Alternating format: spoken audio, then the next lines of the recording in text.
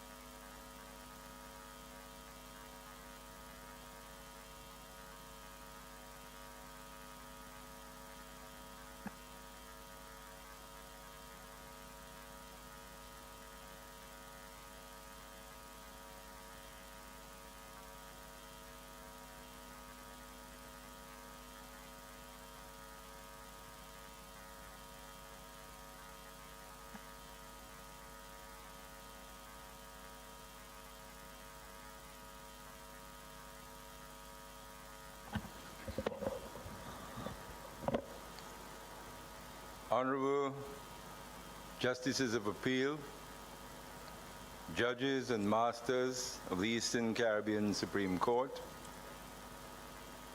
His Excellency, Mr. Cyril Errol Charles, Acting Governor General of St. Lucia, Honorable Justices of Appeal, Judges and Masters of the Eastern Caribbean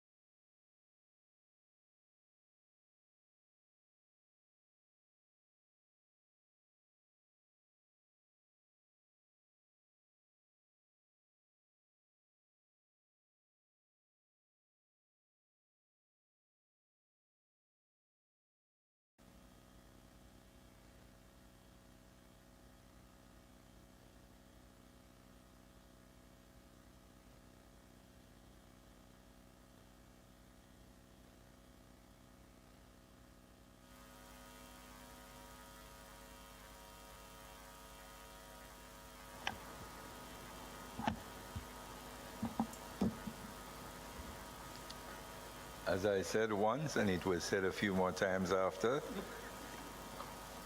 Justices of Appeal, judges and masters of the Eastern Caribbean Supreme Court, His Excellency, Mr. Cyril Errol Charles, Acting Governor General of St. Lucia, Mrs. Anisha Charles, Their Excellencies, Governors General, Governors and Heads of State, His Excellency of each of the OECS member states and territories, Prime Ministers, Premiers and Heads of Government of the member states and territories, Governors and Heads of State, His Excellency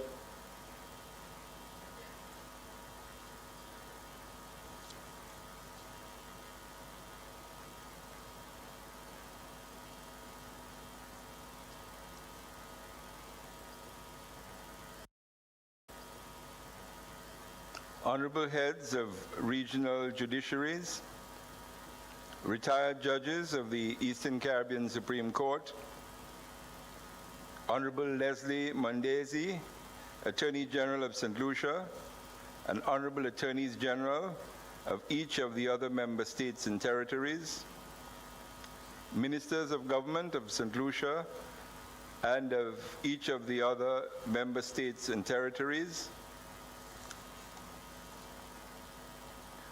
Her Honor, Mrs. Christine Folosher, Senior Magistrate of St. Lucia, and other Senior Magistrates, Chief Magistrates, and Magistrates of St. Lucia and the other territories of the states and territories of the Eastern Caribbean Supreme Court, Speakers of the House of Assembly and Presidents of the Senate of each of the member states and territories,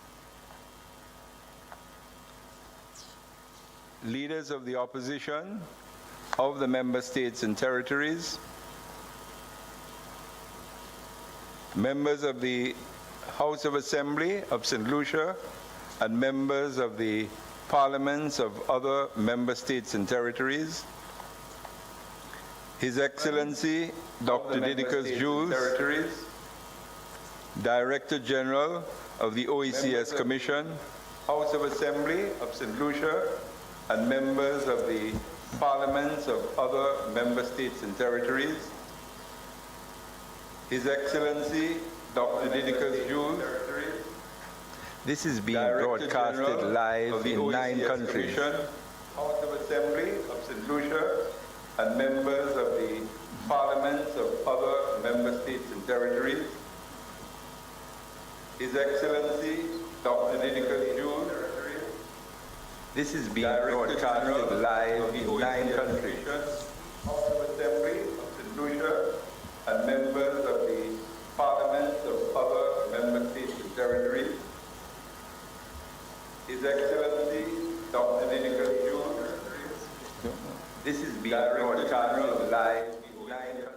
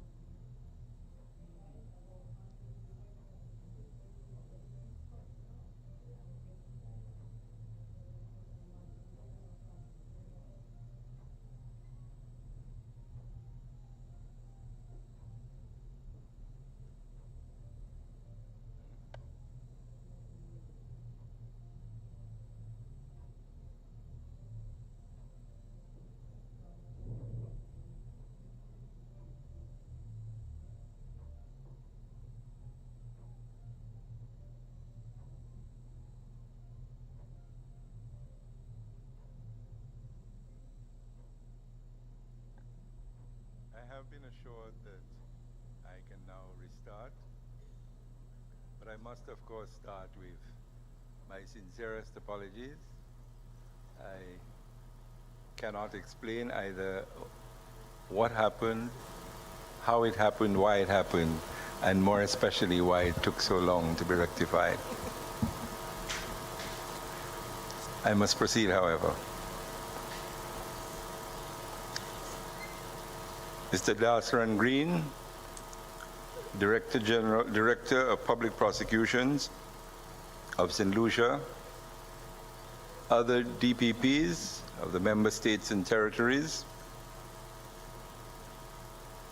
Mrs. Siobhan Spencer Joseph, Solicitor General of Grenada, and Solicitors General of the other member states and territories, Mr. Roddy Alcindor, Permanent Secretary of the Ministry of Justice in St. Lucia, and other Permanent Secretaries of Justice Ministries in the other member states and territories, Mrs. Michelle John Tibbles, Chief Registrar, and Ms. Chambers, Deputy Chief Registrar of the Eastern Caribbean Supreme Court, Mr. Daniel Francis, Registrar of the High Court of Justice of St. Lucia, and registrars and deputy registrars of the high courts in each of the other member states and territories, Mr. Gregory Gerard, Court Administrator, and Mr. Francis Litang, Deputy Court Administrator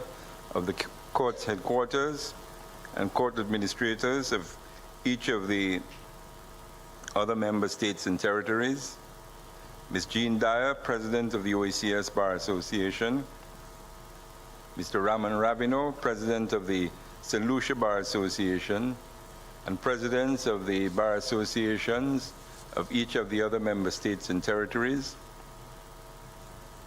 members of the Inner Bar, and we're pleased for the presence this morning in St. Lucia of Mr. Peter Foster and Mr. Dexter Theodore, King's Counsel of St. Lucia, all of the other King's Counsels of the other member states and territories, members of the Outer Bar, members of the clergy, members of the Diplomatic Corps, Assistant Commissioner of Police, Mr. Elvis Thomas, and other members of the Royal St. Lucia Police Force,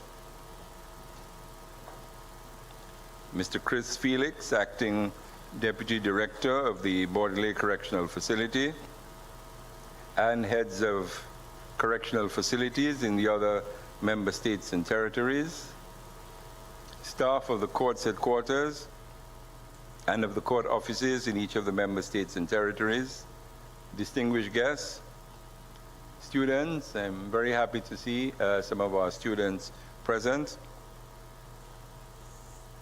members of the media, and citizens and residents of the Eastern Caribbean. Good morning to everyone.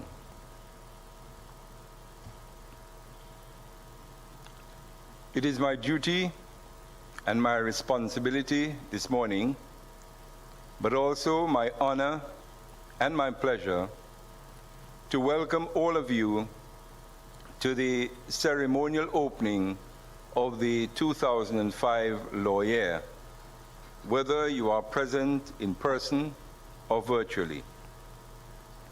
Each year, this special sitting provides us with an opportunity to collectively reflect on the challenges experienced and the successes attained by the Eastern Caribbean Supreme Court, the ECSE, and on the challenges and successes which lie ahead.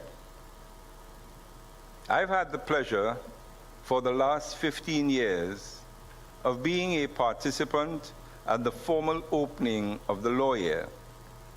In September each year from 2009 to 2020, and then in January each year from 2020 to 2024.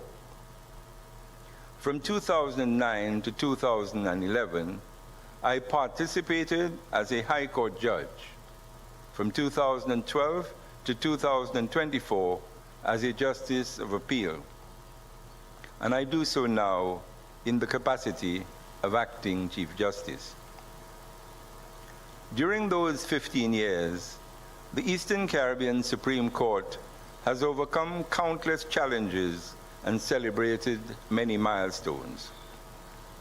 We have heard and read criticisms of the court, its judges, and its judgments, occasionally with some justification, but usually baseless and sometimes reckless. We have also witnessed firsthand the rapid evolution of our court with respect to both its human and physical resources. So we transitioned from a male-dominated court, particularly at the higher levels, to a female-dominated court, particularly at the highest level. From a technologically backward to a technologically driven court, and from a paper-intensive to a near paperless court. But I want to focus at this time on the 2024 law year and the major undertakings of the court in the course of that year, and on what is to be expected in the 2025 law year.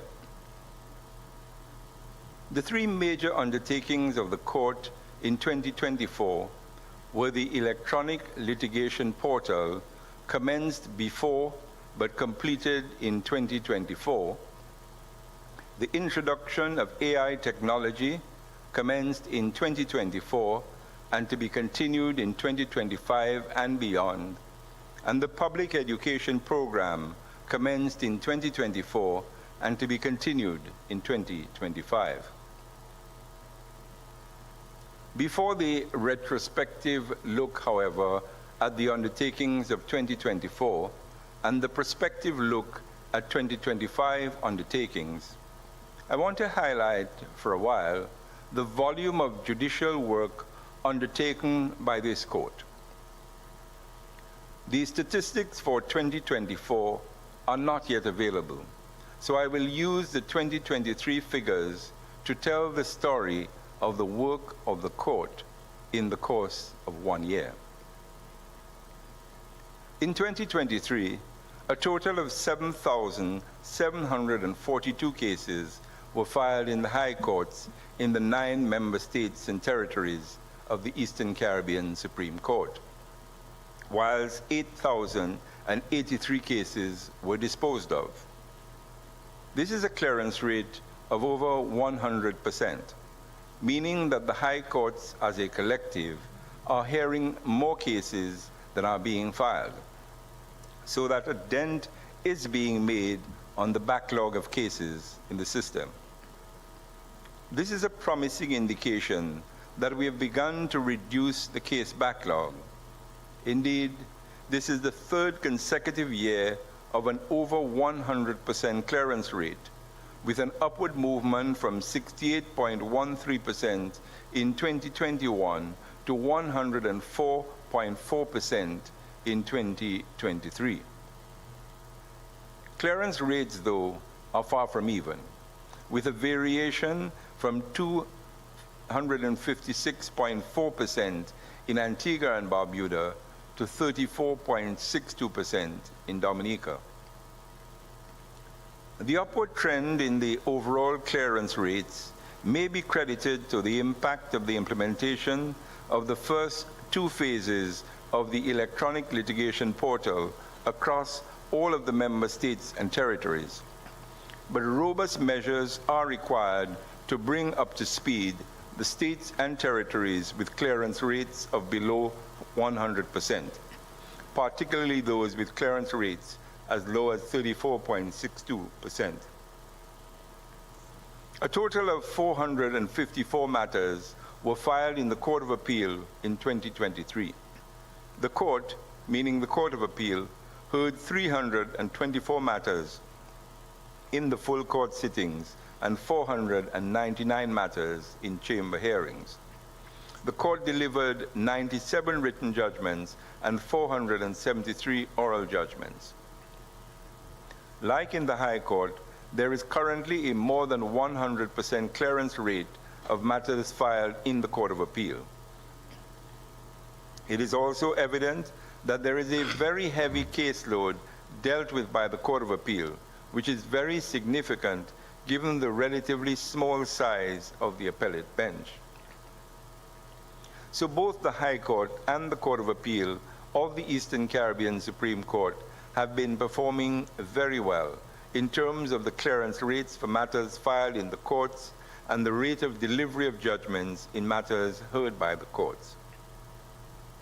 And this level of performance, I might add, compares very favorably with courts within and without the Caribbean region. Indeed, it may well be said that we are streets ahead of our neighbors. But this is not to be taken to mean that there are no problems with delays in the delivery of judgments by some of our judges, or that there is not sometimes a lack of expedition by some judges in the conduct of proceedings. So there are delays sometimes on the front end or back end of court proceedings. But for us, it is a work in progress, and progress there has been in our work as a regional court. The major undertaking of the Eastern Caribbean Supreme Court in 2024 was the completion of all phases of the electronic litigation portal in all of the member states and territories of the court. The electronic litigation portal, or the e-litigation portal as it is usually referred to, was introduced in the Eastern Caribbean Supreme Court in 2018. The purpose of the e-litigation portal was to provide an electronic platform which would circumvent significant challenges associated with the traditional methods of filing and serving court documents in court proceedings in the Eastern Caribbean Supreme Court.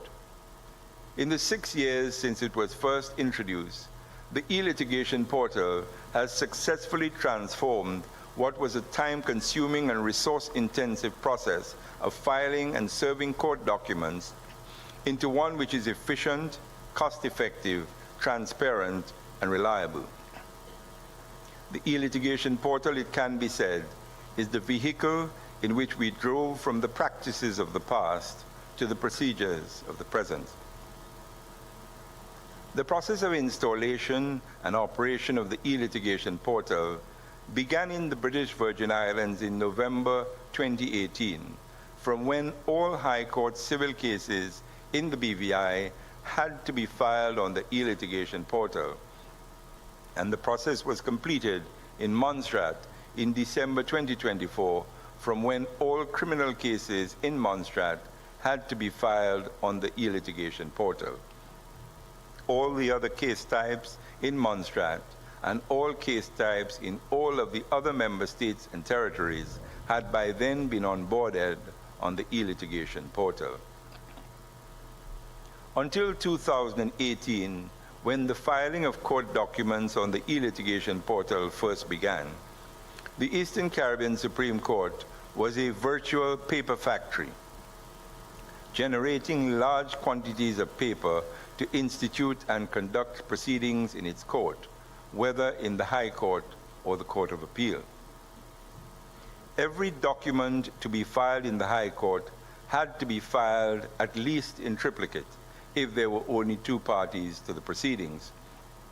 If there were more than two parties, additional copies had to be filed for each other party to the proceedings. In the case of the Court of Appeal, at least 6 copies of every document had to be filed at the court office, with additional copies to be filed if there were more than two parties to the proceedings.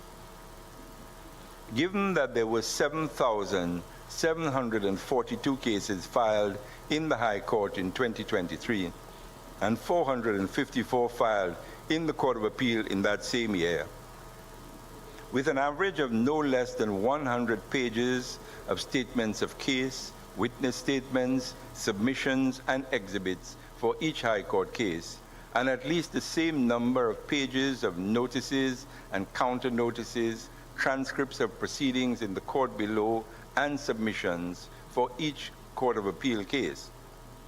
If you do the maths, recalling that at least 3 copies of every document had to be filed in the High Court and 6 copies in the Court of Appeal, this yielded about 2,600,000 sheets of paper generated every year for the filing of documents in all of the cases filed in the Eastern Caribbean Supreme Court.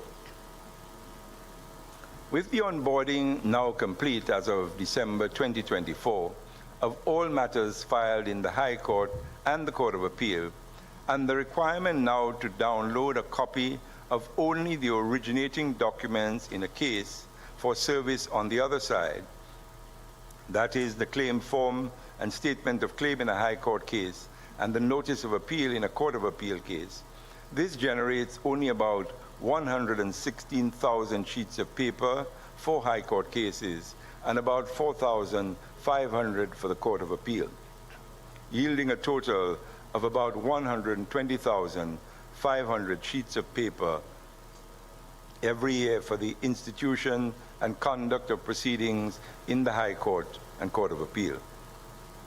This results in a net saving of about 2.5 million sheets of paper every year. Even though some of the estimates may be overstated or understated, the results are nonetheless astonishing. And it is not the trees alone which benefit from this enormous saving of paper. The staff of the court offices who were required to sort and manage these volumes of paper must be much happier campers now with 2.5 million sheets of paper less to sort and manage. The lawyers, the judges, and all others who had to work with these volumes of paper have all been rescued from the prison of printed paper to which they were confined for several years. The occasional misfiling and misplacement of documents through simple human error, as would occur from time to time, the loss and destruction of documents through natural disasters, as occurred in Dominica in 2017, and the illness and discomforts resulting from paper overload at the court offices, attracting dust and mold, which have proven to be hazardous to court personnel and disruptive to court offices, because court offices have had to be vacated and evacuated sometimes because of problems with and/or complaints about dust and mold. All of this has now been averted by the near paperless operation of our courts in the Eastern Caribbean as of the end of the last court year on 22nd December 2024. The e-litigation portal has also eliminated the requirement to serve documents on parties all over the country, and even by alternative service outside of the country. All documents, apart from originating process documents, are deemed to be served once they are filed on the portal and the other party or parties have an authorization code. The e-litigation portal has also eliminated the requirement to physically file documents by the court office deadlines from 2 p.m. in St. Lucia and Antigua to 4:30 p.m. in Dominica. With the e-litigation portal now in full operation, court documents in any case can be filed anytime, anywhere, and on any device. So you can file a witness statement in a High Court case in Anguilla, or submissions in a Court of Appeal case in Grenada at midday or midnight, at a bar in Barbados or in an Uber in Aruba, on your cell phone or your laptop. Yes, anytime, anywhere, on any device. The completion of the implementation of the e-litigation portal did not end our efforts to modernize the operations of the Eastern Caribbean Supreme Court. Even as we sought to use the e-litigation portal to drive us along the road to judicial modernity, we continued our other efforts at modernizing the ECSC and our court system as a whole. So that whilst we were progressing with the full implementation of the e-litigation portal, we commenced 2 other digitization projects which have taken the Eastern Caribbean Supreme Court into the realm of AI technology. We commenced the use of an AI technology in the ECSC, commenced the use of AI technology in the ECSC by the use of a speech-to-text transcription system in courtrooms where civil cases are being heard. The technology is expected to deliver court transcripts in nearly real time with 95% accuracy. This, of course, is, to say the least, a very welcome improvement in the conduct of the work of the Eastern Caribbean Supreme Court, which will significantly enhance the accuracy of court records and, more especially, will significantly reduce the time taken to produce transcripts of court proceedings. Delays in the production of transcripts had reached near crisis proportions in some of our member states and territories and were causing a backlog in the hearing of appeals in the affected countries. With the introduction of this AI technology, these embarrassing delays of weeks, months, and sometimes even years for the production of transcripts should come to an end, and transcripts from the territories where the technology has been installed should be produced in days and not weeks, months, or years from the hearing of the case. This new technology, the FTR Justice Cloud Platform, as it is called, was installed in one courtroom in St. Kitts Nevis in February 2024, in Grenada in April 2024, in St. Vincent and the Grenadines in June 2024, and in Dominica in September 2024. We expect to install the FTR Justice Cloud Platform in the other 5 states and territories in the course of the new law year, with the installation of the technology in at least one courtroom in St. Lucia, Antigua and Barbuda, Anguilla, Montserrat, and the British Virgin Islands expected by July 2025. Another new but related court technology, which was introduced in the Eastern Caribbean Supreme Court in 2014, is the Microsoft Azure AI technology, which was deployed to address the backlog of recordings previously done on the Liberty audio recording platform throughout the member states and territories. This new technology is expected to produce transcripts with up to 80% accuracy from the recordings of cases previously heard. The technology was implemented since June 2024, but its use is constrained by the fact that the High Court registries need to request the court's headquarters to prepare the transcripts using Microsoft Azure AI. We are, however, working on making the adjustments that would allow the technology to be used independently by the High Court registries in all of the member states and territories, so that the registry in each state or territory will be able to prepare its transcript on its own for cases heard there. In the course of the new court year, the Eastern Caribbean Supreme Court will continue to leverage new technologies to improve its court processes and to look for other areas where AI technology can be employed to improve the efficiency and effectiveness of the justice system in the Eastern Caribbean. Another major activity of the court, which commenced in the 2024 law year and will be continued in the 2025 law year, is the public education program.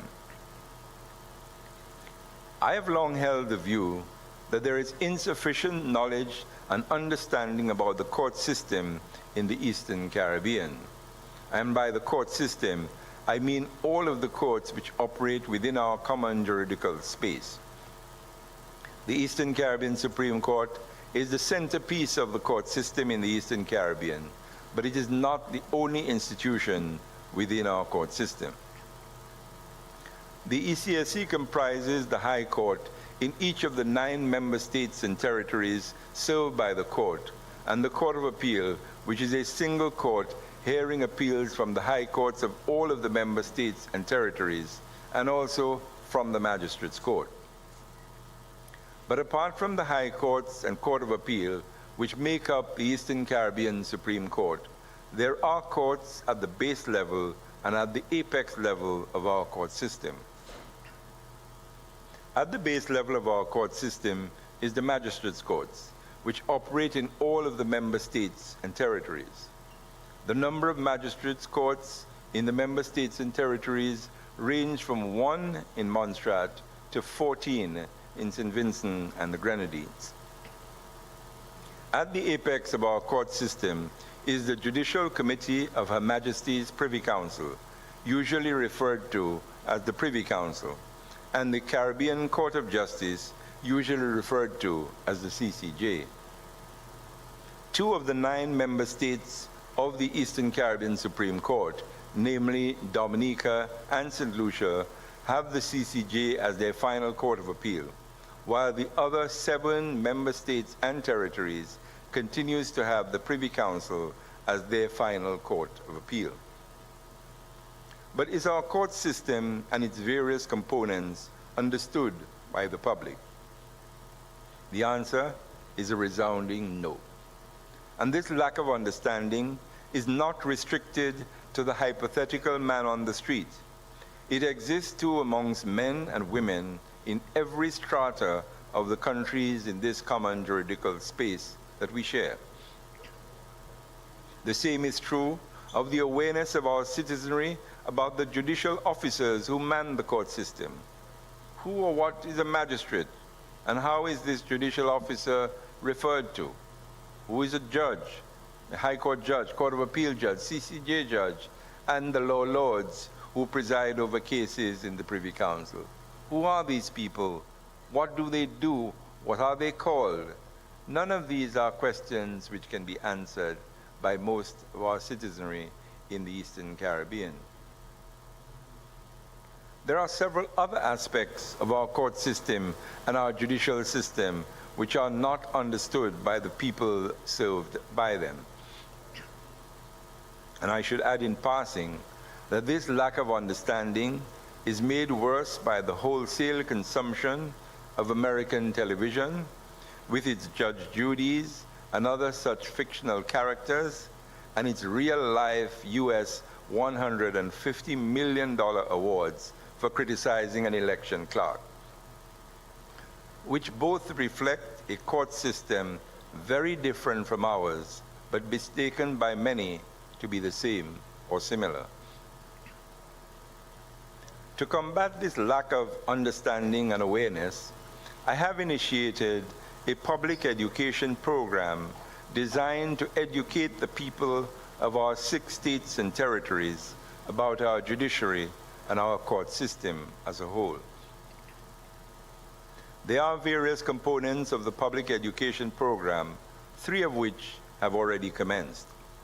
The first component of the public education program, which we've started, is the visits to the community colleges in the member states and territories. Thus far, I have visited and addressed the students of the Dominica State College, the Antigua and Barbuda Community College, the Fitzroy Bryan Community College in St. Kitts, the Nevis Sixth Form College, the Anguilla Community College, the Montserrat Community College, and the Sir Arthur Lewis Community College in St. Lucia. I have not yet addressed the community colleges in Grenada, St. Vincent and the Grenadines, and the British Virgin Islands, but this should be done in the first term of the new law year.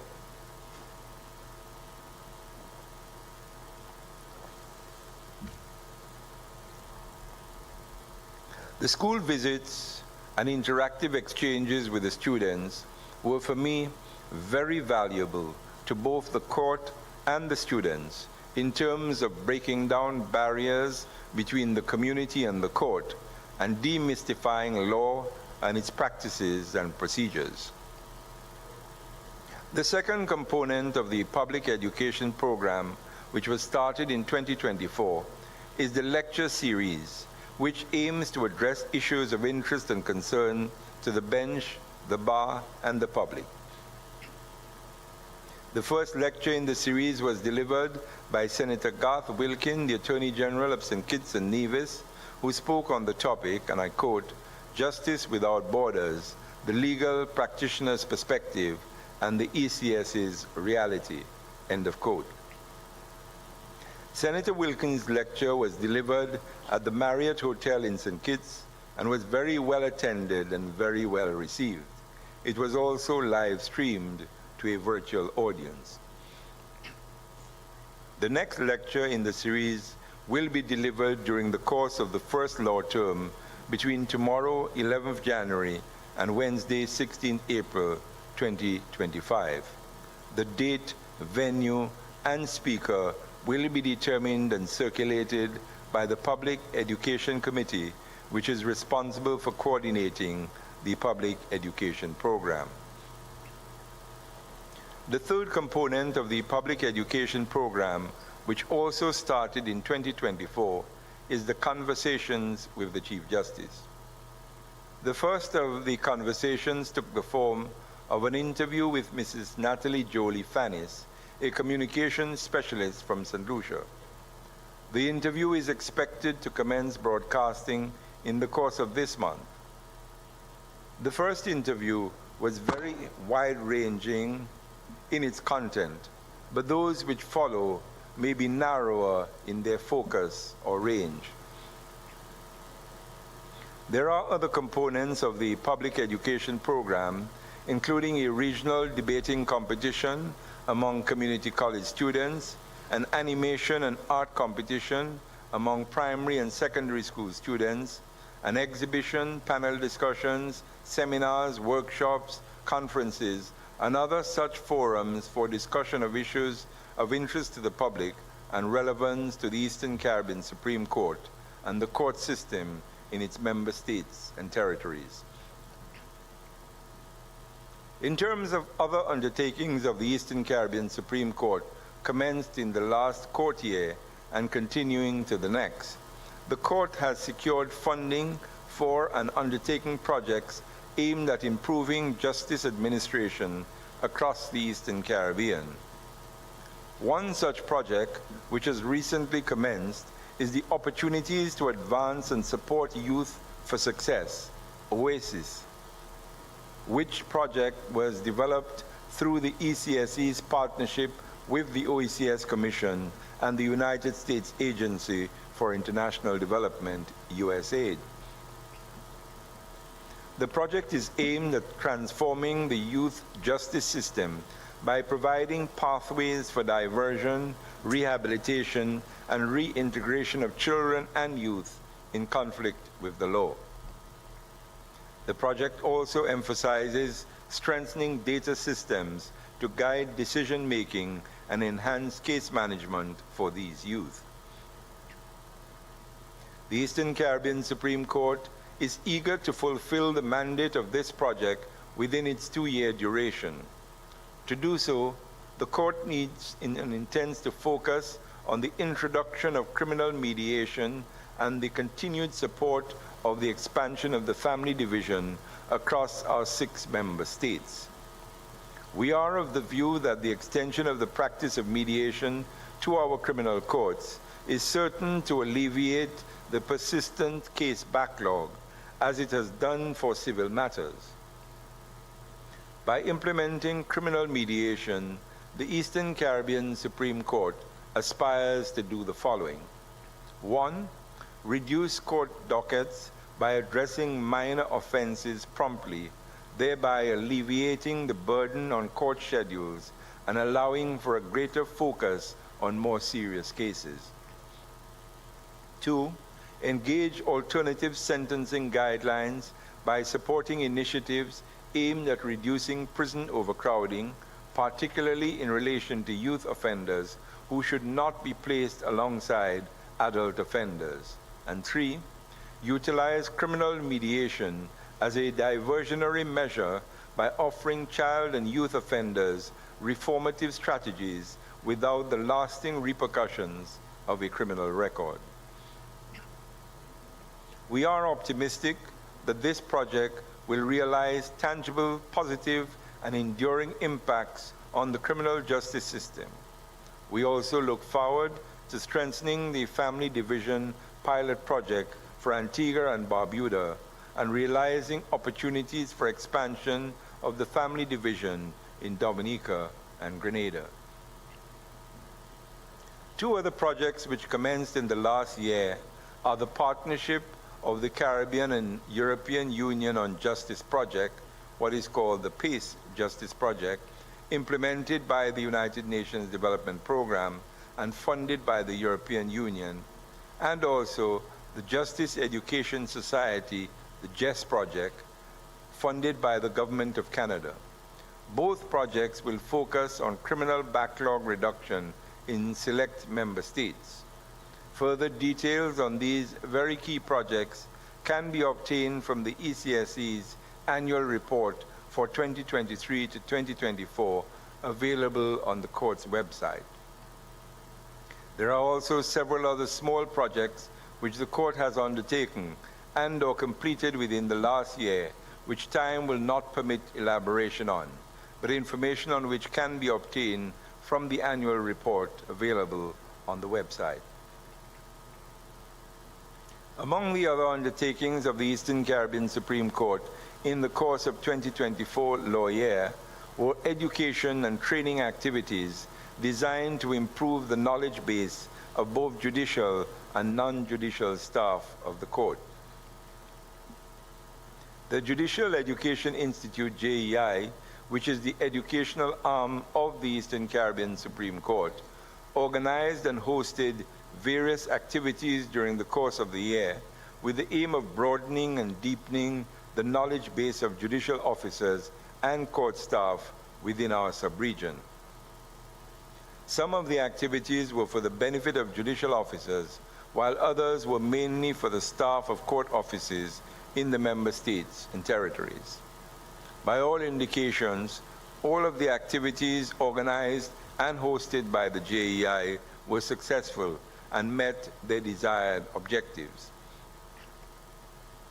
The JEI's signature activity, though, is the annual Judicial Conference, which was held in St. Lucia in August last year.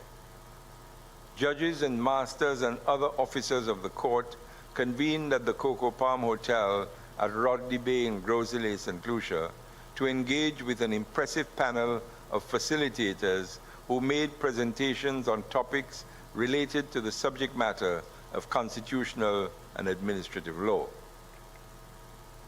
The facilitators included judges from our court, from the Supreme Court of Jamaica, and from the Caribbean Court of Justice. Each presentation offered an in-depth analysis on critical areas of constitutional and administrative law and generated lively and stimulating discussions on the issues addressed by the facilitators.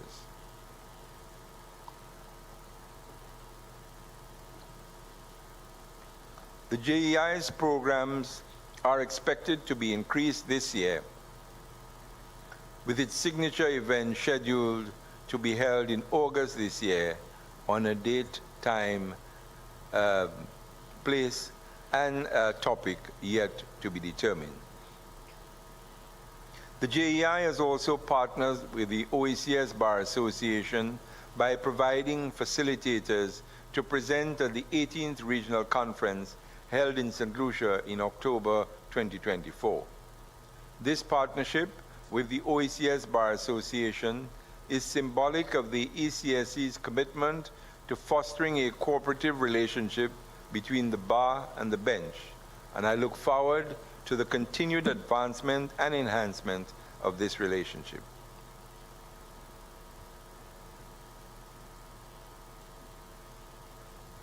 I am skipping over some parts. There is much that I would have liked to address this morning, but I'm very conscious of the demands of your time and of the law of diminishing returns. So I will try to end now. But it would be remiss of me if I did not take this opportunity, as what is simultaneously the closing of the 2024 law year and the opening of the 2025 law year, to place on record my gratitude to those who, by their work, have contributed to the progress and development of the Eastern Caribbean Supreme Court in particular, and our court system in general.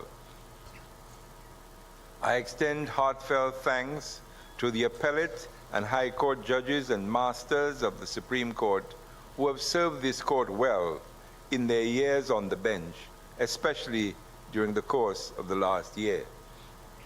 I extend heartfelt thanks as well to the Chief and Deputy Chief Registrar and the High Court registrars and deputy registrars throughout the 9 member states and territories for their hard work and dedication in 2024. The Court Administrator of the Eastern Caribbean Supreme Court and the staff of the court offices, both at the court's headquarters in St. Lucia and in each of the 9 member states and territories, also deserve our appreciation and gratitude. Not to be forgotten, and I would not be permitted to forget, are the orderlies assigned to the High Court and to the judges and masters of the Eastern Caribbean Supreme Court. You too have played your part in contributing to the work of the court. To the magistrates and the staff of the Magistrates' Court offices throughout the member states and territories, although you are not part of the Supreme Court, your good work is essential to the smooth functioning of the Eastern Caribbean Supreme Court and the court system of which it is a part. I also extend my gratitude to the OECS Bar Association and the constituent bar associations of the Eastern Caribbean for their cooperation and collaboration with the judiciary in the course of last year. I would like to express thanks as well to our external partners and the donor agencies which have contributed significantly to the work of the Eastern Caribbean Supreme Court, especially by the funding which they provided to the court.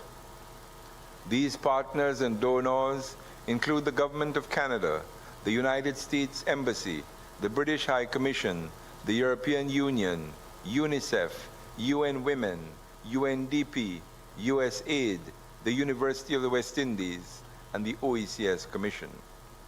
We are grateful for your partnership and your investment in the work of the court, and we look forward to continuing this meaningful collaboration in the pursuit of justice. Special mention must be made of our former Chief Justice, the Right Honorable Dame Janice Pereira, who gave 21 years of her life to the judiciary in the Eastern Caribbean, 12 of which as Chief Justice of the Eastern Caribbean Supreme Court, making her not only the first and only woman to hold the office of Chief Justice, but also the longest-serving Chief Justice. Much can be said about the contribution of Dame Janice to the court, but there is very little which would not already have been said in the 8 months since she demitted office. So it remains only for me to say, thank you, Dame Janice, for your seminal contribution to our court. As I close this address, I am hopeful that our court's efforts to bridge the gap with our community through the public education program will not only demystify the law and the judiciary for the citizenry which we serve, but will also reinforce the idea that justice is a collaborative endeavor that serves and reflects our collective values. Through these efforts, it is our hope that the court will be seen as more than just a place of adjudication, but also a cornerstone of public trust and societal progress. It is my hope that we will approach the new law year reaffirming our shared commitment to the principles of justice, fairness, and integrity that underpin the foundation of the work of the Eastern Caribbean Supreme Court.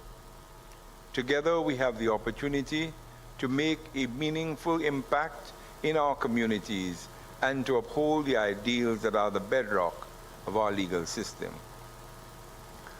Law, they say, is a jealous mistress, but it is Lady Justice who is the wife, and she shows no envy, only fairness and equity. Let us therefore, as judicial officers charged with the dispensation of justice, do so with the fairness and equity by ensuring justice for all. Thank you all, and I wish you a pleasant and productive year in 2025.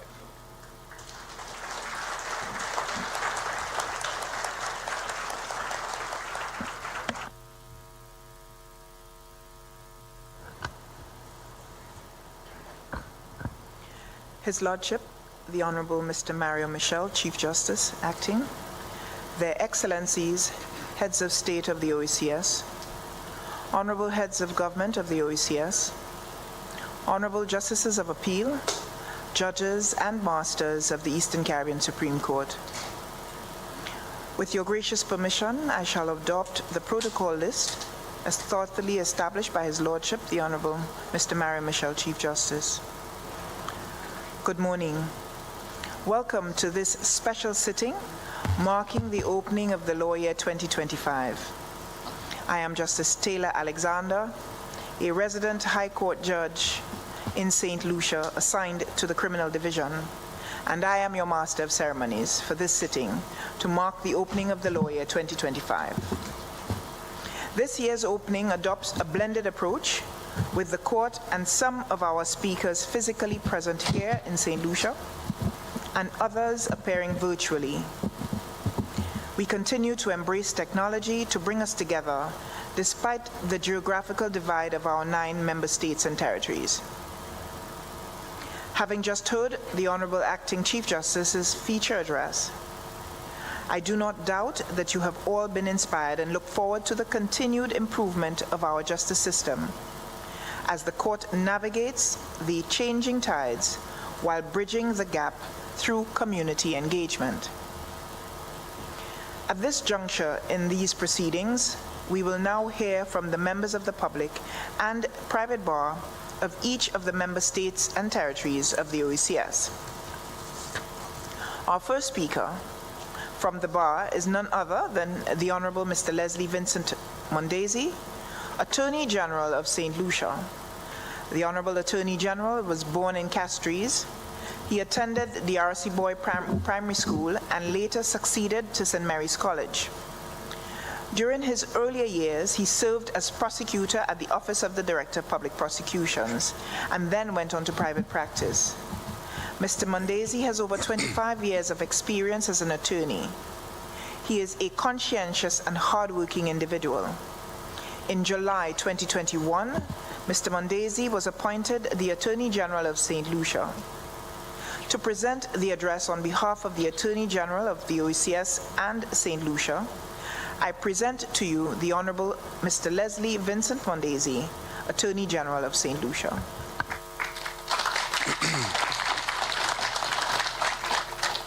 Your Excellencies, Heads of State of the OECS, this morning I wish to recognize our own, His Excellency Mr. Cyril Errol Charles, Governor General of St. Lucia, and Mrs. Charles.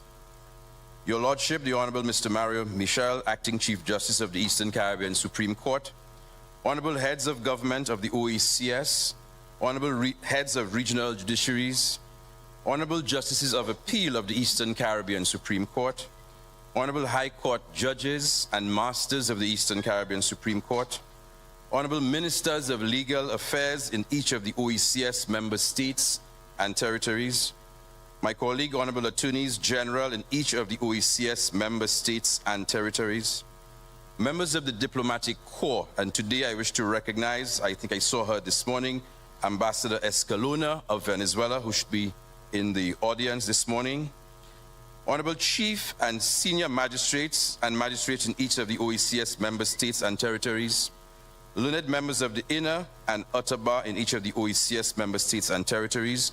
I wish to recognize learned King's Counsel, Mr. Peter Foster and Mr. Dexter Theodore, who are here with us this morning.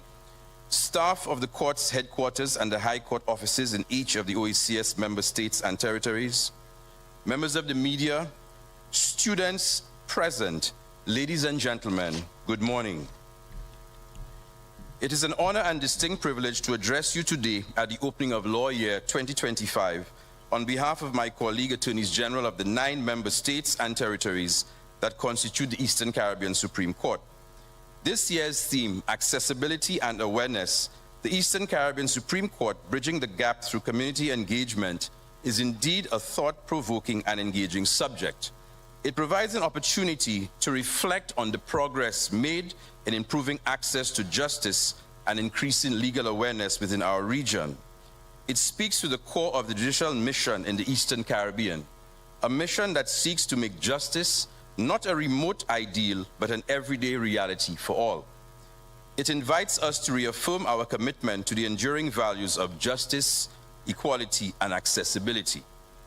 It is well established that the core of our justice system is underpinned by the principle that all citizens have the right to equal protection under the law. This means that the court must always provide a fair and impartial hearing and also ensure that these services are readily available to all, regardless of their educational background, their financial situation, or their knowledge of the law. Moreover, if we believe that justice is a fundamental pillar of any democratic society, it is imperative that citizens of member states feel that justice is accessible in all areas by virtue of the ability to approach the court, being able to pay the fees associated with the court processes, and justice is seen to be done by having access to timely and well-reasoned decisions. The Eastern Caribbean Supreme Court has attempted to dismantle some of the geographic and financial challenges that have historically limited access to justice in our region. The introduction of the virtual courts and remote hearings are tangible steps in that regard. By embracing technology, those jurisdictions have enabled individuals from remote locations to participate in hearings without the need to travel long distances. It means, therefore, that individuals and legal practitioners who live and work across the region and beyond can now participate in the judicial process at significantly reduced costs, without the logistical barriers which previously hindered them. In St. Lucia, there has been an increase in public law cases in the form of constitutional complaints and judicial review of administrative actions, which suggests that persons are becoming more aware of the public law rights and have ready access to the courts in their desire to enforce those public law rights. The Eastern Caribbean Supreme Court has further demonstrated its willingness to embrace technology, to improve accessibility and efficiency in the legal system with the launch of the Family Court module of the e-litigation portal in St. Lucia, Antigua and Barbuda, and the BVI in 2022, and the e-litigation portal in the Criminal Division of the High Court and Magistrates Court in St. Lucia in October 2024. This allows for the filing of proceedings and documents online, anywhere, and at any time with relative ease. As the Chief Justice said, from a bar in Aruba, from anywhere in the world, you can file your documents. And in that regard, I wish to recognize the contribution of our former Chief Justice, the Right Honorable Dame Janice Pereira, in the e-litigation advance. The introduction of online resources like the Eastern Caribbean website, which hosts a range of self-help tools, guides, and information on how to navigate the court system, is a positive step towards ensuring that people not only have access to the legal system, but also understand how to use it effectively. Undoubtedly, the discussion surrounding this year's theme will bring focus and life to these innovative measures and promote them to the people of the OECS. I am pleased to note that the Eastern Caribbean Supreme Court has embarked on a revision of the criminal procedure rules, which seeks to revise and update criminal procedure in the Eastern Caribbean.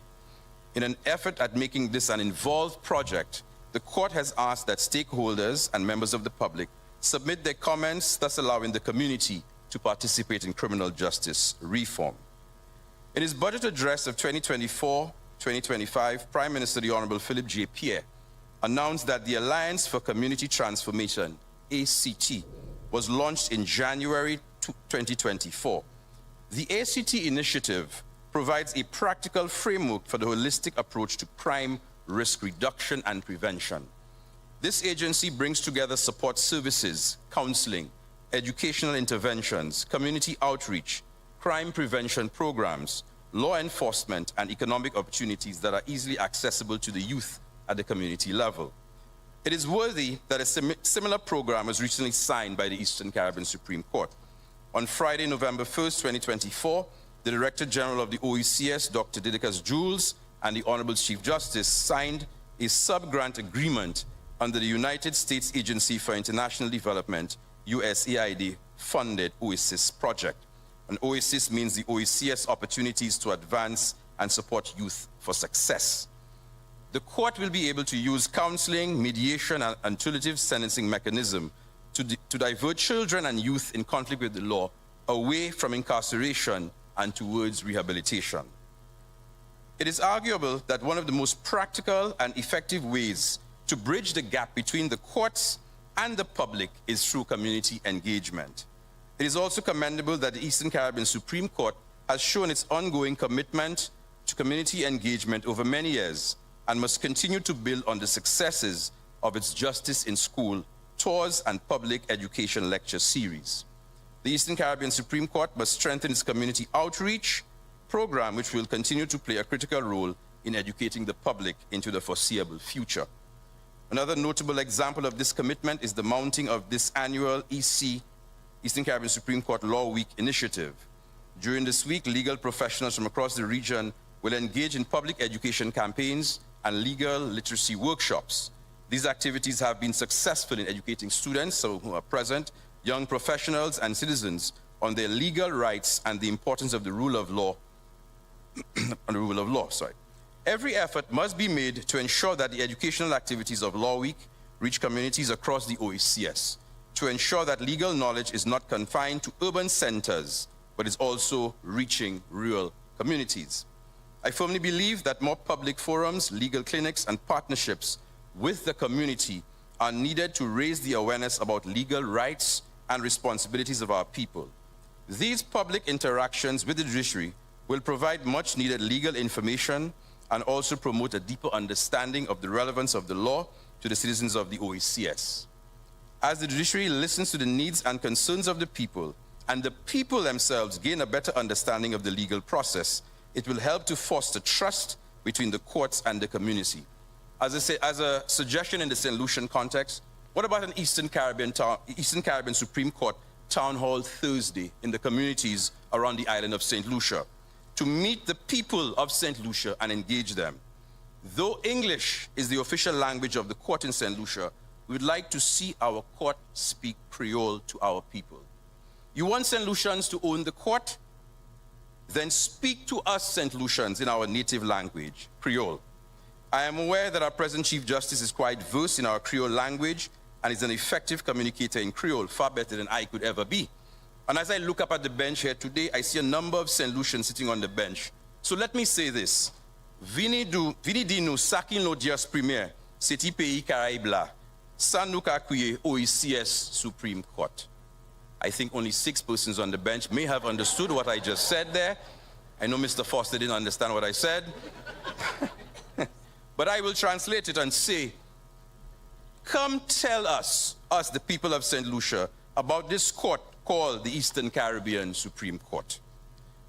Your Lordships, there is much more I can say on behalf of my colleague attorneys general, because as you know, some of us are politicians and others quasi-politicians, and you know we like to talk a lot sometimes. And I may have already breached the time allocated to me, which was only 7 minutes.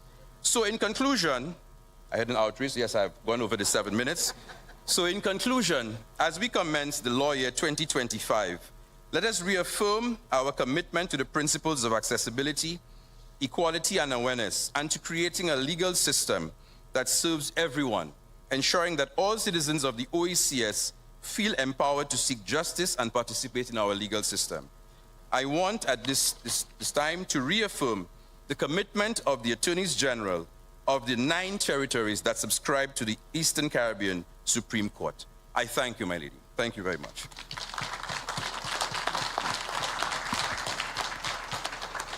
Thank you, Honorable Attorney General. Our next speaker, Her Honor, Mrs. Candia Carrette George, holds an LLB from the University of Wolverhampton, professional legal skills from the Inns of Court School of Law, and an LLM from the University of London. From 2001, Her Honor worked as State Attorney at the Attorney General's Chambers, the Legal Aid Clinic, and the Office of the Director of Public Prosecutions. Her Honor was appointed magistrate in May 2008 and became Chief Magistrate in November 2013. To present the address on behalf of the magistracy of the OECS and as representative for the Commonwealth of Dominica, I give you Her Honor, Mrs. Candia Corrette George, Chief Magistrate of the Commonwealth of Dominica.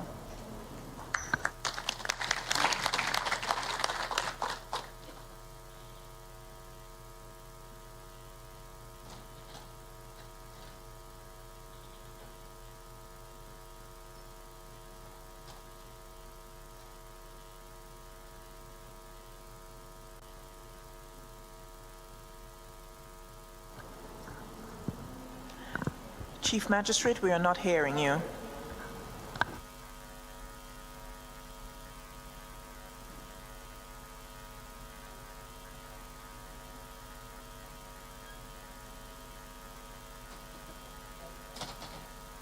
Can you hear me now? Yes, we can, thank you. I have to talk to this that I'm ready. Allow me to adopt the protocol that has already been established before me. It is my distinct pleasure and honor.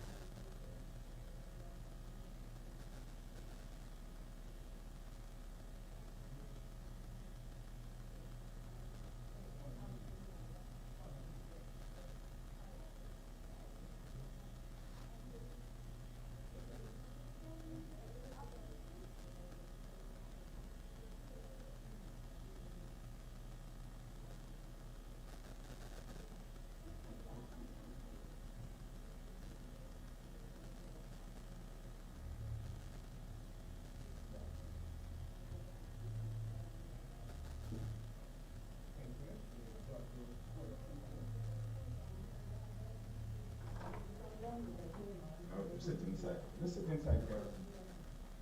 Let's sit in here.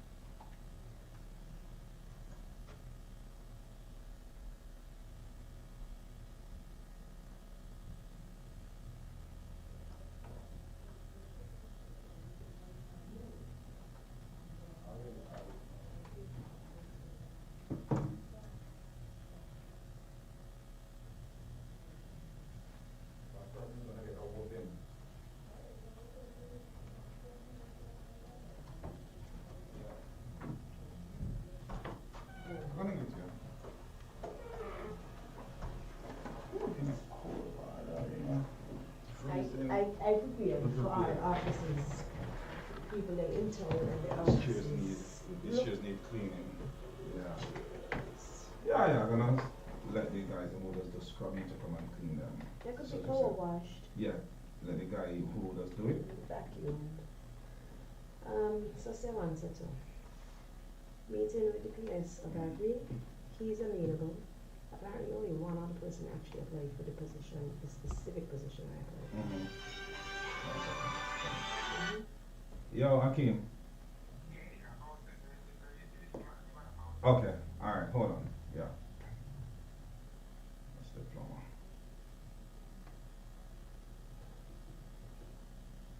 How about when water go and come by the But last time night, yeah, the because you time know, they this is the can't first time. sleep. So the water come on with a gush through the toilet this morning at 5 o'clock. And your type of or he was leave on the pipe. And we did turn it off. We did actually turn off the thing to the bottom. So when we saw it last night, it was Somebody, I just call him to chill. I can't sleep with that. Especially when I'm in pain, I want to sleep and the water come back for a morning. I get it. But yeah, so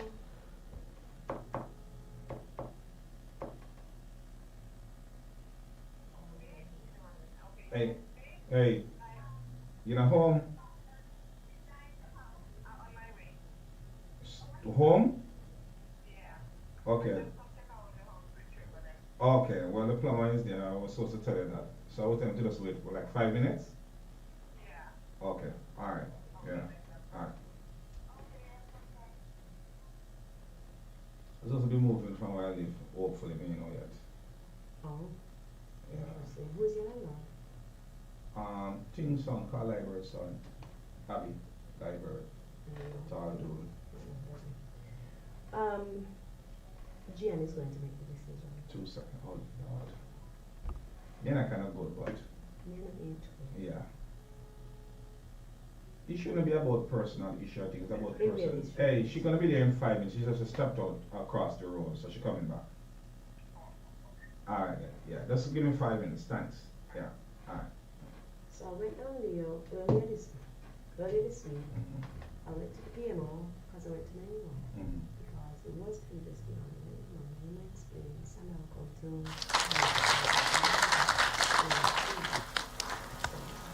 Mrs. George, Chief Magistrate of Dominica, I thank you. Our next speaker hails from the Twin Island state of Antigua and Barbuda. Mrs. Shannon Jones Gittens began her legal career as Crown Counsel II in the Office of the Director of Public Prosecutions. Having worked diligently for over a decade, she was elevated to the post of Crown Counsel I and then Senior Crown Counsel. In November 2022, she was appointed to act as the Director of Public Prosecutions and continues to serve in that role, remaining steadfast in her dedication to public service. To address us on behalf of the Director of Public Prosecutions of the OECS and as the representative for the Antigua and Barbuda Office of Director of Public Prosecutions, Mrs. Shannon Jones Gittens.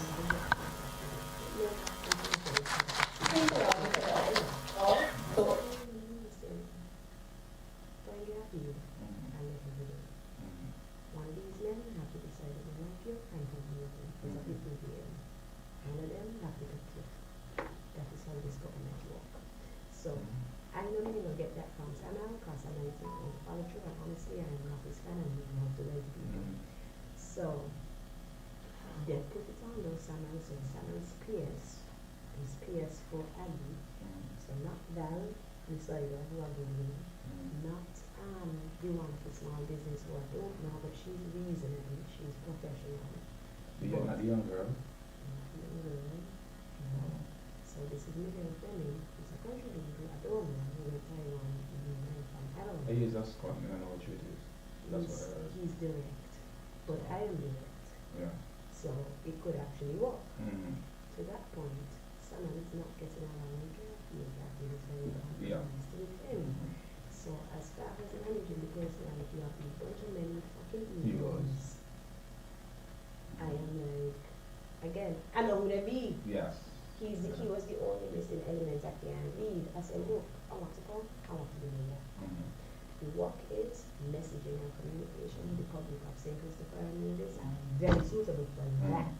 Nobody could tell you, make one for that. Yeah. Even Gian could read the resume card. Gian, what Gian had said, she had trust more than me when me, and I ended up blocking her. The last introduction on Facebook was something about, she said something to the effect that I was walking around a kicking stone. So Yeah, I remember that. so you shouldn't take, no, it was one of those, like, you shouldn't take criticism from people who are doing them. I said, but yeah, you don't know what I'm doing. You never, you have no idea, you do not have a person, you do not know what is going on with you. You're making assumptions because me and you don't talk, and you don't like me. But if you want to know, you should ask a question and approach with curiosity rather than ignorance and bigger pictures. Yeah. Anyway. Because they're doing things and they can't so they feel like, hey, Definitely, everybody doing Yeah. in your business, and my rule of thumb in saying kids but in life is if you ain't got the authority to tell me yes, tell me no. If you tell me no, me not waste my time. Because I need to conserve my own energy. Now, ironically, we get to a phase now where Gian is a yes person. She has the authority to tell me yes, which means I need to sit down and tell her what to do. Yes. So, he wanted to do an informal, so I came down to his office, he told me, when I came yesterday, he was walking out, and he had his son who had come at school, and apparently they were chewing out early, so he was carrying home the child, and he told me come back this morning, so I came, I was supposed to be leaving this morning. Anyway, so I came, so then my office since after 8, get in, talked to him for 5 minutes, he said, I think you should be fine, I think I can hire you. Let me just hear what you have to say. So when I'm leaving on Monday, my flight is up for the afternoon, all that he wants to have a formal interview on Monday, and he has convened some subcommittee, so what Glenn was telling me is that they have a subcommittee on board, but he's still very Josh here. Just Jan, oh, subcommittee of one person. What's she getting? What's she getting? It's because Oh, one she of the things is that and this is an idea She I know legal, that right? Gavi, yes, but it's copyright. And Yeah. One of the things Gavi is pushing for, and I believe this is kind of the reason why she was recommended for it, is they want Sink to be IP, just like how we have California Purple Hills. So that's one of the things that they want to copyright the strings that they do their research and development for, so that it is ours once we develop it, Yes. which makes sense. But again, the board is also in chaos. Yeah, I know. So it's a lot. Based on how UK of was trying to give me indirect thing and them stuff like that. It's like nothing concrete, they don't know what they're doing, they just on standby and So it got moved, in the process of it being moved, someone also didn't know what he doing with it, but he don't let people say that things go because you want to be a good looking, yeah, you're a politician, just and it's all about reputation and making ego, and I'm like, look, this is where you're supposed to have a crisis management plan, this is where you need actual responses pre-planned, this is where you need strategy, this is where you need to empower certain people so they could respond in real time, as opposed to this nonsense where I have to call so-and-so, and call so-and-so, and wait for so-and-so, and then you only put out a press release exactly 7 days after, and the news don't come and gone. So, have a decent conversation with him again. I do not know him personally, and that might be a good thing because everybody else who I know personally in this dynamic is touchy. Yeah. So, that was the mission for today. Essentially, now you're telling me, look, I can't hear you. One reason I have to hear you. Yeah. And that's Naima used to teach washing. Yes, so even to that, she She's telling good. She's a that people's she person. telling me, I hire as much washy people in my direct office. Ashley, apparently Ashley ain't nothing for Mm-hmm. Tiona, Tiona. Ashley and the Alice girl? Yes. Oh. Exactly. Hmm. And so I go, you say you find a job for fucking Ashley and we're not qualifications, Yeah. but then you're watching me and telling me, oh, you're not bringing washy people, you're playing bars, you're doing such and such. You didn't know where you're at school. Yeah. We put you in the Prime Minister's office, but anyway, they're collecting a check. People are still Quentin don't need a check. As Quentin could survive. Quentin need that check. No, Clinton looks gonna make you survive. That check. Okay? So I tell Lee, you see, I'm through. I said, look, I want to come home. If I cannot afford to come home, and say, I'm doing nothing. Yeah. So Quentin need a check. And then I say, oh, government salary high, and then he's $6,000. So, all of that, cabinet apparently approved another position this week because Garfield was saying that what they don't advertise, they still do other things, Mm-hmm. and they want to put it on that. Mm-hmm. So, naturally, the person did approve that, and we're going to deal with paperwork to tell more. Which you might as well, they'll say Garfield again. Yeah. So, it's again, this That's his wife, incestuous, right?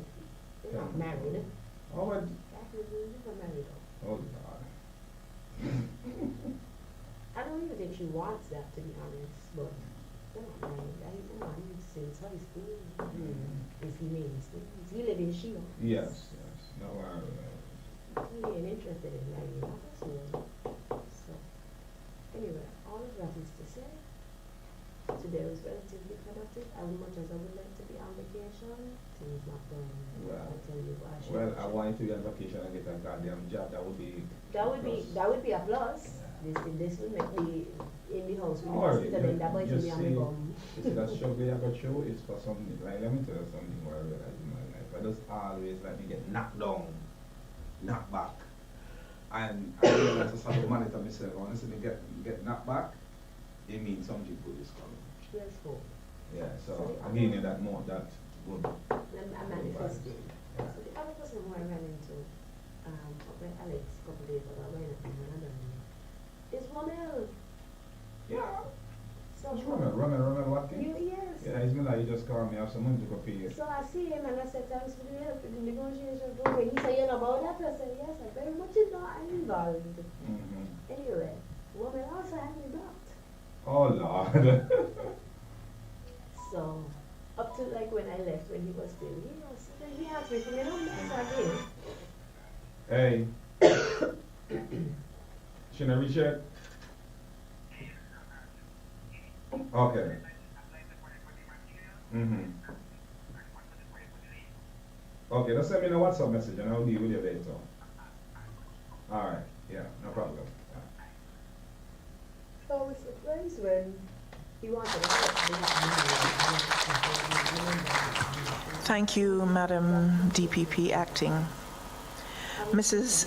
Spencer Joseph comes to us from the Spice Isle of Grenada and the islands of Carriacou and Petite Martinique. She has over 20 years of experience, starting in private practice in 2003 and continuing after relocating to Grenada in 2007. She joined the Attorney General's chambers in July of 2013 as Senior Crown Counsel, then was the first attorney attached to the Financial Intelligence Unit in 2020, and earned a Master's of Law degree in International Business Law in 2021. On the 2nd of September 2022, Mrs. Spencer Joseph assumed duties as Solicitor General.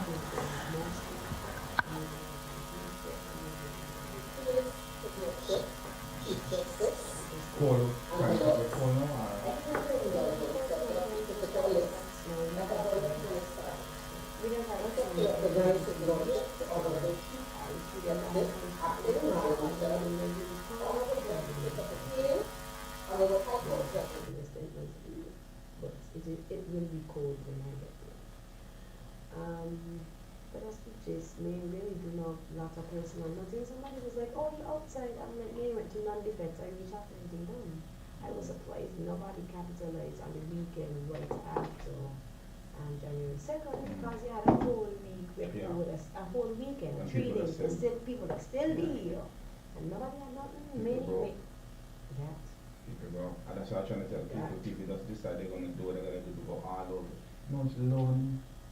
National Bank had to actually be put in for one, and they tell me I might not get through till this year because I wanted to bring in some extra speed because I wanted to get into Sunlink. They book me The up. groups for marriage. Yeah, so they do group all over, even need this. But the thing about it too, I want to stop rent system to big From system weekends, and stuff like that, so I could, you know, Own because, your own. yeah, You I didn't want to definitely get own, one. I didn't want to own my own and just have it be a rest down and do nothing. You know, Okay, to so buy you want something. to have a plan for Plan it. for it, yeah.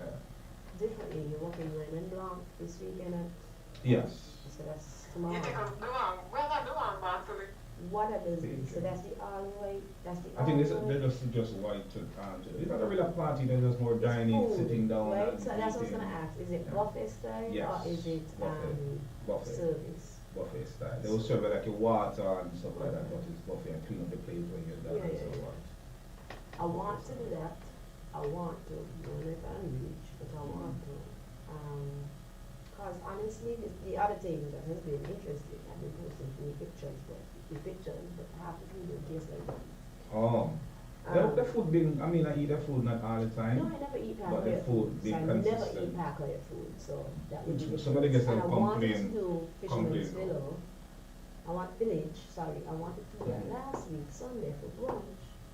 Oh, you mean, Yeah. you but I mean couldn't Great have- Wall, we go around to yeah. the Great Wall now. Great House. Great now. House, Yeah. But I wanted to go over there for brunch and then I couldn't get a chance.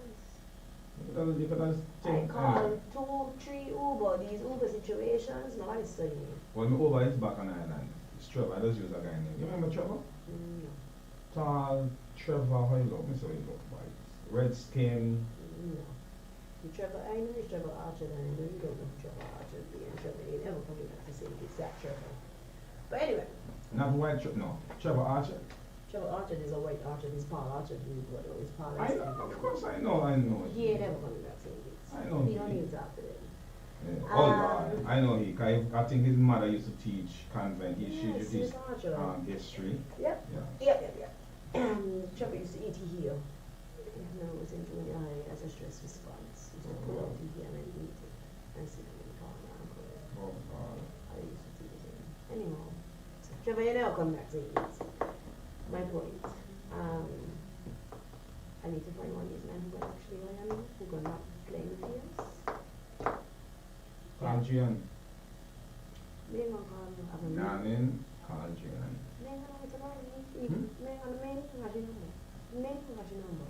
I have So I for have me, your number. I would prefer to wait until Monday and try. I just hope nobody used it in a personal, and kind of a problem I have in the sense is when people And if they, she, they like to wait to have an advantage. which is also again why I personally will not call her. Funny enough, I did reach out to Miguel though, as I did when I landed and asked if he wanted to meet him. He said, yeah, we can see how we work out. I know we know nothing. I mean, I just say that. So, here's that. So, there is potential to mend the good luck, but for me personally, I would start with what and then go to you Yes. rather than the other way around. Yeah. Because really, me and Miguel had no beef. What really happened was some way where we, around the time we see Lexi and Morgan story, and she and his good friend with Morgan. Thomas. Yes. Thompson. She reached out to me and then I run from fucking she. Yeah. So, yeah. She used to be a fling? Not me. She's the one who bite me.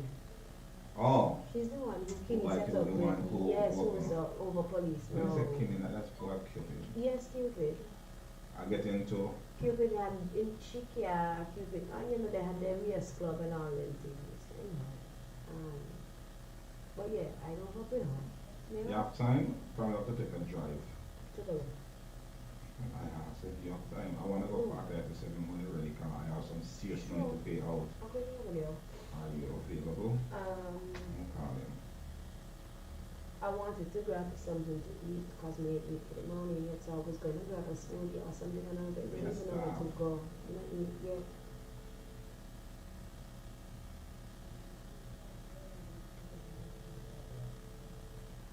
I think I know what to find. I couldn't say it with a cold and the girl was. everybody got what they want. You have to fight off mine. There was something like in the It throat. that's exactly what it is. It starts in your throat, it stays in your throat, and then you fuck up your cough. Must need some turmeric and some other things. I've been drinking ginger and garlic every other morning. I could get my hand on it. And it's lingering in the body, I think mostly because when you're sleeping.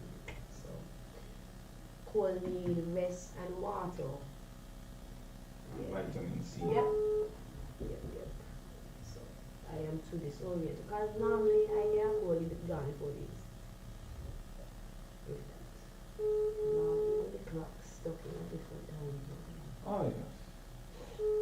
Yeah, I'm going to suggest to her if we can get it as a come forward. Hey, what's up? When will be available for us to go park here? When I go shopping with my mom. So we said the next 30, 40 minutes? Yeah, probably, yeah. And when you done that, I'm head to Win FM. Say that again? When you finish head to Win FM, I'll call me to send me the Thank you, Mrs. Siobhan Spencer Joseph. Mr. John Carrington, King's Counsel, comes to us from the territory of the Virgin Islands. The majority of Mr. Carrington's law practice has been in and from the BVI after stints at the public bar in Trinidad. His career highlights include assisting in drafting early regional anti-money laundering regulations and the first CFATF agreement, acting appointments in the High Court and on the Court of Appeal, and being elevated to the inner bar. His favorite professional memory is receiving his first role brief in July 1996. To address us on behalf of the inner bar and as representative for the territory of the Virgin Islands, Mr. John Carrington, King's Counsel.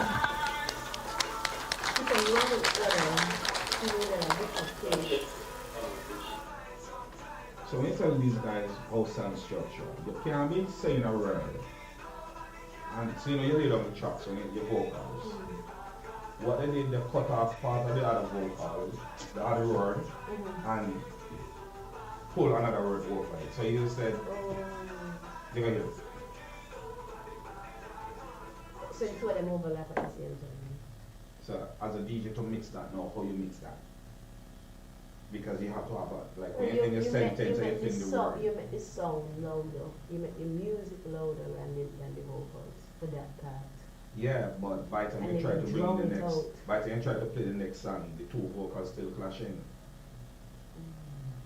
So that is what was killing him. So I find out to do it. What I do when I reach that part, To separate them. I just check out the vocals and just have the instrumental. That was saying, you playing. put the music part, you take Yeah, it so it's an together. instrumental, just the music. You know what's going on, man. Yeah, he was telling me he was in a hand to pacing the video with the local song them, and so he was looking for the It's local. horrible. The songs are horrible. And when I tell them the song is horrible, like, you know, when I mean, oh, that is why a lot of foreign DJs will tell one-on-one, we can't play the local music because we can't mix them. We don't just drop music, and we like to transition from one music, and you understand that too, or the flow of music. So when you're gonna have, you finish your chorus, and there's no breather, and you go, and you cannot even go and sing like that in the studio, live. Yeah. Again, but saying the music is for the word.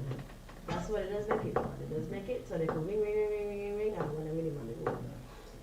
But differently, I was giving you the personal tidbit is the had a horrible experience a couple minutes ago, but then beginning is I was like, I see you again, so see you later, whatever. No, you should ask him. If you really want to see me where I'm staying and not comfortable, find a place for me to fucking stay. Bingo. So he been knowing that, and now he come talking. Now you're not going into 3 days, and I'm supposed to be going in this afternoon. Oh, I wish you could have come stay down by me, but my mother be, yeah, that's easy to say, cause talk is cheap, cause you really have the attention. Differently. Come in a room with the matey. Yeah, but you know, You're bold, boy. You're bold.